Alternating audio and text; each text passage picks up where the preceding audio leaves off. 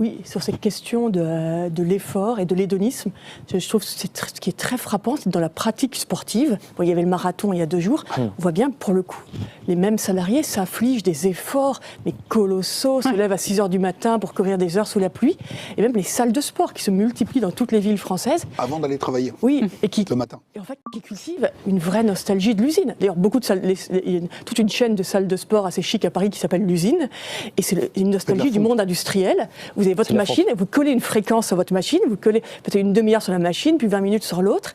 Et en fait, c'est étonnant, on a perdu cet effort physique, en effet, au travail, mais les gens le recréent dans des salles de sport ou s'infligeant des sorties. En le choisissant. J'ai moi-même fait un marathon, j'ai trouvé ça génial. Donc pareil, je ne critique pas le...